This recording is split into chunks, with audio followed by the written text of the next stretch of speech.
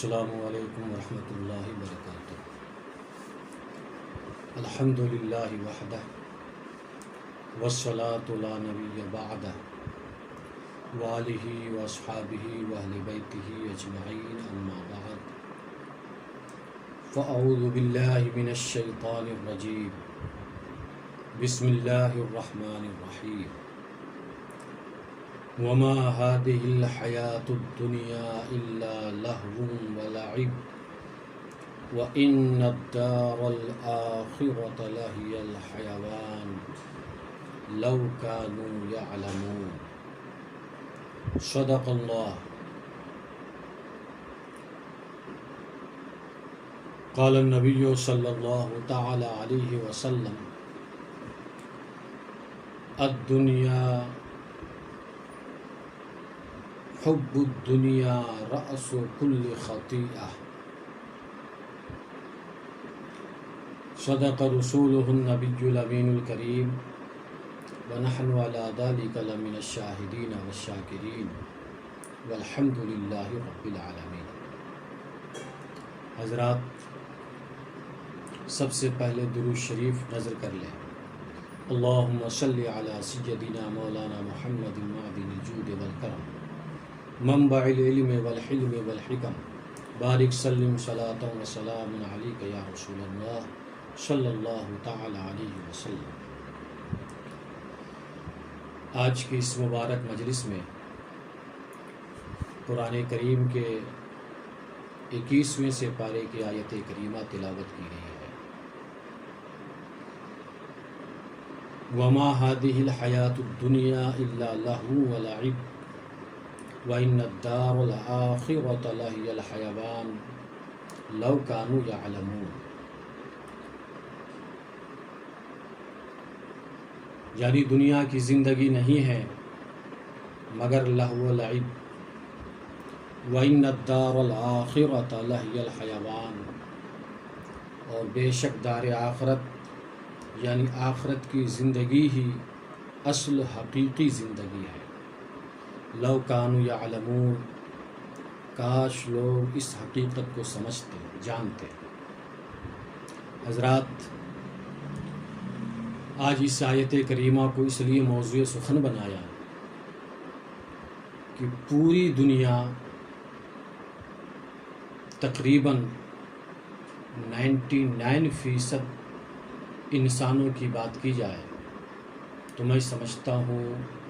یہ کوئی غلط نہیں ہوگا کہ پوری دنیا کے 99% انسان اس وقت دنیا اور دنیا کی چیزوں میں مشغول ہے، یعنی محبت دنیا اس پہ غالب ہے، اور جو اصل زندگی ہے، حقیقی زندگی ہے، دائمی زندگی ہے، اس زندگی سے انسان ایک طرح سے غافل ہوتا ہوا نظر آ رہا ہے۔ میں نے مناسب سمجھا کہ آج کے اس پروگرام میں آپ کے بیچ اسی ٹکڑے پر کلام پیش کریں۔ حضور پاک صلی اللہ علیہ وسلم کے اس فرمان عالی شان کی روشنی میں جو ہمارے اور آپ کے سب کے نبی علیہ الصلاۃ والتسلیم نے ارشاد فرمایا، حب الدنیا رأس کل خطیئہ، دنیا کی محبت ہر خطا کی جڑ ہے، ہر خطا کی اصل ہے، بنیاد ہے۔ آج عوام سے لے کر کے خواص تک مساجد و مدارس و خانقاہ، یہ دینی مراکز جہاں سے روح کو بالیدگی ملتی تھی، وہاں پر بھی اگر خطائیں ہو رہی ہیں تو اس کی بنیاد، اس کی اصل اور جڑ یہی حب دنیا ہے۔ دنیا کی محبت ہر شخص پہ غالب ہے، چاہے وہ عوام کے قبیل سے ہو، چاہے وہ خواص کے قبیل سے ہو۔ کوئی بھی انسان الا ماشاء اللہ جس پر اللہ نے خاص فضل فرمایا وہ تو محفوظ ہے، ورنہ اس وقت کے جو حالات ہیں وہ یہی ہے کہ پوری دنیا کے انسان حب دنیا میں مصروف ہیں، دنیا کی چیزوں میں وہ مشغول ہے۔ جو اصل حقیقی دائمی زندگی ہے اس زندگی سے ایک طرح سے غفلت برتی جا رہی ہے۔ قرآن کریم کے اسلوب پہ آپ نظر رکھیں کہ مائے نافیہ سے اللہ تعالیٰ نے اس دنیاوی زندگی کو بتایا کہ دنیا کی زندگی نہیں ہے مگر لہو و لعب، کھیل کود،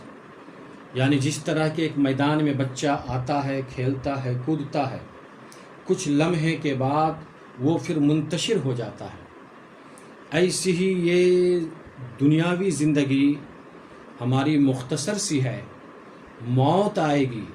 اور وہ موت ہماری اس زندگی کو منتشر کر دے گی، یہ زندگی ختم ہوگی اور آخری اور دائمی صحیح زندگی شروع ہو جائے گی، جس زندگی کے بارے میں اللہ نے ارشاد فرمایا وَإِنَّ الدَّارَ الْآخِرَةَ لَهِيَ الْحَيَوَانُ، بے شک دار آخرت یعنی آخرت کی زندگی وہی حقیقی اور اصلی زندگی ہے۔ لَوْ كَانُوا يَعْلَمُونَ، کاش اس حقیقت کو اگر لوگ جانتے تو اس وقتی عارضی اس دار فانی کو اس حقیقی اور اصلی زندگی پر ترجیح نہ دیتے، لیکن اس سے غفلت ہونے کی وجہ سے لوگ اس دنیاوی زندگی کو، دنیاوی نعمتوں پر پوری توجہ دے رکھے ہیں اور آخرت کی جو اصل زندگی ہے اس سے اعراض کرتے ہوئے نظر آ رہے ہیں۔ ہم احادیث طیبہ پہ اگر نظر کریں، یہ مختصر بیان اس لیے آپ کے پیش خدمت ہے کہ زندگی کے دھارے کو، رخ کو بدلنے کی حاجت و ضرورت ہے۔ اگر اس دھارے کو، اس رخ کو بدلا نہ گیا تو یقین جانیے ابھی یہ وبا کورونا کی شکل میں جو آپ کے بیچ میں اللہ تعالیٰ نے بطور آزمائش کے جو بھیجا ہے، وہ دن بعید نہیں، دور نہیں کہ اس سے بھی بھیانک وبا اور عذاب اگر بندوں نے اپنی اصلاح نہیں کی، اپنے رخ کو چینج نہیں کیا، اپنے مزاج کو، اپنے طور طریق کو شریعت محمدی میں نہیں ڈھالا، تو پھر بندوں کی اصلاح کے لیے اللہ تعالیٰ کوئی نہ کوئی عذاب، کوئی نہ کوئی وبا، اس اللہ کا جو نظام رہا اس نظام کے مطابق وہ پھر بھیجے گا اور حالات اس سے کچھ ہو جائیں گے۔ اس لیے امت مسلمہ سے میں مؤدبانہ، مخلصانہ یہ گزارش کرتا ہوں کہ اب آپ اپنی پوری زندگی عبادات سے لے کر کے معاملات تک سب میں شریعت محمدی کا پورا لحاظ رکھیں، سیرت نبوی کو اپنے لیے نمونہ بنائیں اور اس کے مطابق ہی زندگی گزاریں۔ اگر آپ نے یہ مزاج نہیں بنایا اور دنیا ہی کو غالب کیا تو یہ آپ کے لیے یہاں بھی نقصان دائق ہے اور آخرت میں تو ہے ہی۔ حضرت موسیٰ علیہ الصلاۃ والتسلیم پر اللہ رب العزت نے وحی فرمائی تھی اور جناب موسیٰ علیہ السلام سے خطاب باری میں یہ ارشاد ہوا، اے موسیٰ دنیا کی محبت میں مشغول نہ ہونا، کیونکہ میرے نزدیک جو سب سے بڑا گناہ ہے وہ حب دنیا ہے۔ دنیا کی محبت سب سے عظیم گناہ اللہ نے قرار دیا، بڑا گناہ اسے شمار فرمایا۔ حضرت موسیٰ علیہ الصلاۃ والتسلیم کا گزر ہو رہا تھا ایک ایسے شخص سے جو شخص رو رہا تھا۔ آپ گزرتے ہیں، پھر پلٹ کر جب آتے ہیں دیکھتے ہیں وہ بندہ پھر رو رہا ہے۔ بارگاہ رب العزت میں حضرت موسیٰ علیہ الصلاۃ والتسلیم عرض کرتے ہیں، مولا یہ تیرا بندہ تیرے خوف سے رو رہا ہے۔ حضرت موسیٰ علیہ السلام نے جب یہ بات عرض کی تو پروردگار عالم نے جواباً ارشاد فرمایا، اے موسیٰ یہ بندہ جو آنسو بہا رہا ہے، اگر اس کے آنسو کے راستے سے دماغ بھی نکل کر باہر آ جائے اور اٹھے ہوئے ہاتھ اس کے ٹوٹ بھی جائے تو بھی میں ایسے بندے کو بخشوں گا نہیں، کیونکہ اس کے دل میں محبت دنیا ہے۔ آپ اندازہ لگا سکتے ہیں کہ محبت دنیا کس قدر عظیم اور ایک بڑا گناہ ہے کہ جو بندہ اس قدر رو رہا ہے، اللہ کی بارگاہ میں عرضی پیش کر رہا ہے، لیکن اللہ کی طرف سے یہ بات کہی جا رہی ہے کہ یہ رونے والا بندہ جب تک کہ محبت دنیا کو نکال کر باہر نہ کرے گا اس وقت تک کہ اس کے لیے بخشش نہیں ہوگی۔ حضرات گرامی، آیت کریمہ اور اس حدیث کی روشنی میں ہم اس زندگی کو اور اس زندگی کو سمجھ سکتے ہیں۔ ایسی ہی دوسری حدیث پاک میں روایت ملتی ہے، راوی حضرت ابو ہریرہ رضی اللہ تعالی عنہ ہیں، فرماتے ہیں الدنیا سجن المؤمن، دنیا مومن کے لیے قید خانہ ہے، وجنت الکافر، الدنیا سجن المؤمن، مومن کے لیے یہ قید خانہ بیان کیا، وجنت الکافر، اور یہ دنیا مومن کے لیے نہیں بلکہ کافر کے لیے جنت، ہماری جنت آخرت میں ہے۔ اس حدیث پاک کی روشنی میں بھی آپ غور کریں تو ہمارے لیے یہ جو دنیا ہے